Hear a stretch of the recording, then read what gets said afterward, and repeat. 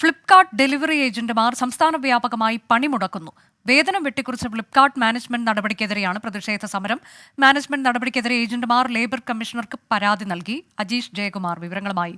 അജീഷ്, ഈ സമരത്തിൽ ഏതെങ്കിലും തരത്തിൽ ഇടപെടൽ ഉണ്ടാകുന്നുണ്ടോ? എങ്ങനെയാണിത് സാധനങ്ങളുടെ വിതരണത്തെയൊക്കെ ബാധിച്ചിട്ടുള്ളത്?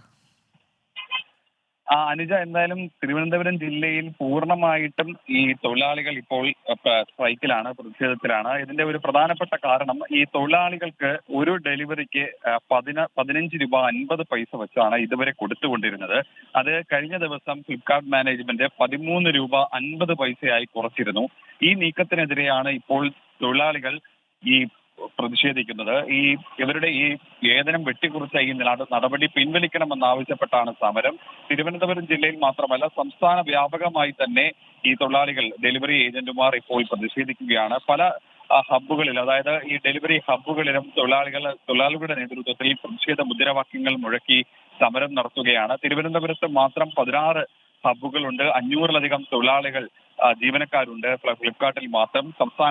സംസ്ഥാനത്താകെയായി 10,000-ലധികം തൊഴിലാളികളാണുള്ളത്. ഇവരെല്ലാം ബാധിക്കുന്ന ഒരു വിഷയമാണ് ഈ വേതനം വെട്ടിക്കുറച്ചതെന്നാണ് ഇവർ പറയുന്നത്. അതുകൊണ്ട് തന്നെ ഈ നിലപാട്, ഈ നടപടി പിൻവലിക്കണമെന്നാണ് ഇവരുടെ ആവശ്യം. മാത്രമല്ല, വേതനം ഉയർത്തണമെന്നൊരു ആവശ്യം കൂടി ഇവർ ഉന്നയിക്കുന്നുണ്ട്. 2018-ൽ 22 രൂപയായിരുന്നു ഇവർക്ക് ഒരു ഡെലിവറിക്ക് ഉണ്ടായിരുന്ന വേതനം. അത് പിന്നീട് കുറച്ച് കൊണ്ടുവന്നാണ്. ഘട്ടം ഘട്ടമായി ഈ ഓരോ വർഷം കഴിയുന്തോറും കുറയ്ക്കുകയാണ് ഉണ്ടായത്. അതുകൊണ്ട് ഇനിയും കുറച്ചു കഴിഞ്ഞാൽ ഇവർക്ക് വലിയ നഷ്ടമുണ്ടാകും. കുടുംബവുമായി കഴിയുന്നവരാണ് കൂടുതൽ, അവർക്കൊക്കെ വലിയ ബാധ്യതയാവും എന്നുള്ള എന്നാണ് ഇവർ പറയുന്നത്. അതുകൊണ്ടാണ് ഈ സമരം ഇപ്പോഴും തുടരുന്നത്. എന്തായാലും ഈ വേതനം കൂട്ടിയില്ലെങ്കിൽ സമരത്തിൽ നിന്ന് പിന്മാറില്ലെന്നാണ് തൊഴിലാളികൾ അറിയിക്കുന്നത്.